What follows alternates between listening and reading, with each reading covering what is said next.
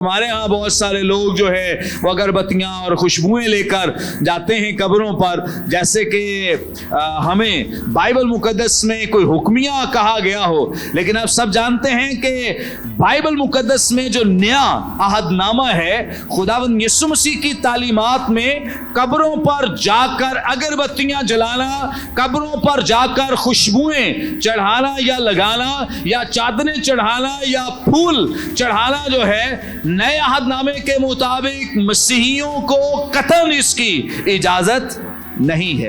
अगर कोई जाता है तो इसका मतलब यह है कि वो खुदा के कलाम की तहकीर करता है, वो खुदा के कलाम को कम दर्जा देता है और अपनी रसूमात को या इर्द गिर्द के माहौल को ज्यादा अहमियत देता है। सो बहुत जरूरी है इस बात को याद रखें कि मसीही जो हैं इनको कब्रों पे जाना ज़ेब नहीं है, बिल्कुल भी अच्छा और दुरुस्त तासुर नहीं मिलता है अगर मसीही कब्रों पर जाएं, क्योंकि बाइबल मुकद्दस में नया अहदनामा बिल्कुल इस बात की तस्दीक नहीं करता है। और हम किसके पैरोकार हैं?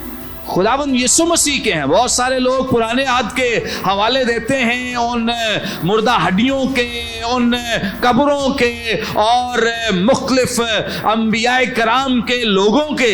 याद रखें कि हम किसी भी नबी को इस तरह से उसकी पैरवी नहीं करते जैसे हम खुदावंद यीशु मसीह की पैरवी करते हैं। सो ना तो हम किसी और नबी के ताबे रहकर जिंदगी गुजारते हैं, बल्कि हमारा जो हीरो है, हमारा जो खुदावंद है और जिसके हम पैरोकार हैं, वो कौन है?